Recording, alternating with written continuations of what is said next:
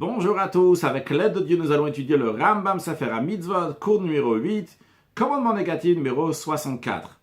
Il est interdit de mettre à l'épreuve les promesses ou les menaces de Dieu, que Dieu transmet par ses prophètes, que ce soit des promesses ou que ce soit des menaces, une fois qu'on sait que ce prophète-là, c'est un vrai prophète.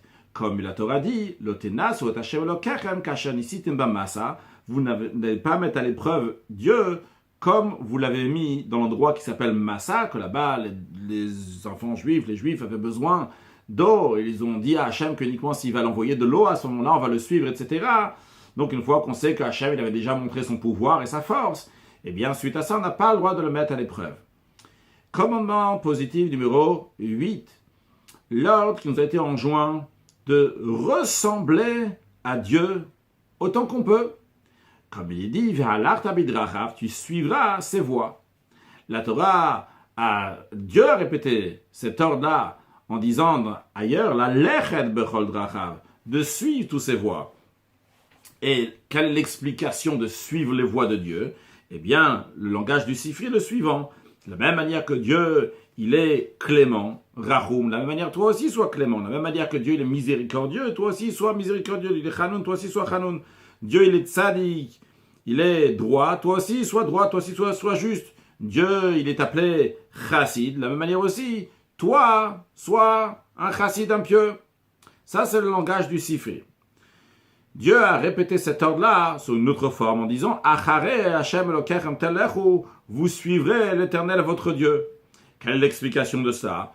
C'est expliqué dans la Gemara que ça veut dire de ressembler aux actions de Dieu et aux attributs qu'on appelle Dieu. Évidemment, ces attributs-là sont seulement une image qui est beaucoup plus haut que ces attributs-là, mais nous, on doit ressembler à ces attributs, à son comportement. Commandement positif numéro 6.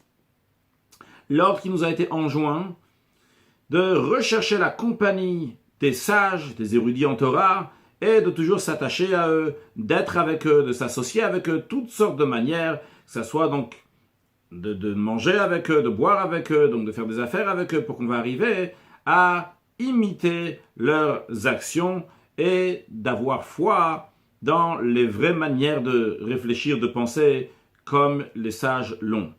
D'où on apprend ça? Il est écrit « ou le davkabo » de s'attacher à lui. Et la Torah répète cet ordre-là. Dieu a répété cet ordre-là en disant « ou votidbak » dans lui, c'est-à-dire dans Dieu, tu vas t'attacher. Comment c'est possible de s'attacher à Dieu? Les sages expliquent, ça veut dire de s'attacher aux sages, aux érudits de Torah et à leurs élèves. Ça, c'est le langage du Sifré.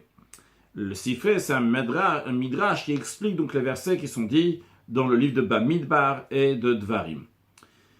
De même, ils ont ramené une preuve dans la Gemara sur l'obligation, sur le devoir de se marier avec une fille d'un érudit en Torah et de marier sa fille avec un érudit en Torah et de faire profiter les érudits en Torah et de faire des affaires avec eux, de ce fait qu'il y a écrit « Uvo tidbak », tu vas t'attacher à lui. Le sage demande, est-ce que c'est possible, leidabek bishrina, de s'attacher à la présence divine? Il y a écrit qu'Hashem Elokecha shochlaou, que l'Éternel ton Dieu, c'est un feu dévorant, donc on ne peut pas s'attacher au feu qui est surtout c'est un feu dévorant. La réponse de Talmud nous dit, c'est tout celui qui marie sa fille à un érudit en Torah, un Talmid Chacham, etc. Ça, il s'attache à Dieu, et ça c'est la mitzvah dans le Dov Kabo, de s'attacher à Dieu. Commandement positif numéro 206, l'ordre qui nous a été enjoint d'aimer les uns les autres, de la même manière que nous aimons nous-mêmes. Donc, de la même manière que moi je m'aime à moi-même, de la même manière aussi, je vais aimer et je vais avoir la compassion envers un autre juif, envers son argent, envers son corps, et envers tout ce qu'il a, tout ce qu'il veut, tout ce que je veux pour moi-même, je veux le vouloir aussi pour lui, tout ce que je ne veux pas pour moi-même ou pour mes amis, je ne veux pas le vouloir pour lui. Ce que la Torah dit, tu aimeras ton prochain comme toi-même. Comme on le sait, dans la Chassidoute, c'est développé longuement l'importance de cette mitzvah-là, d'aimer son prochain comme soi-même, que Rabbi Akiva dit, que ça c'est la règle générale de la Torah. La Moazaken explique comment on peut savoir si quelqu'un vraiment il est en train de servir Dieu.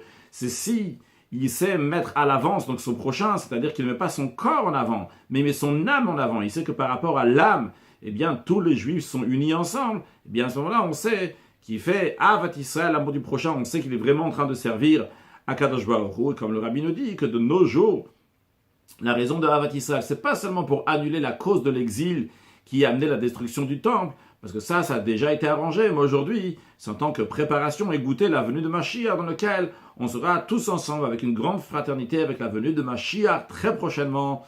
Une excellente journée.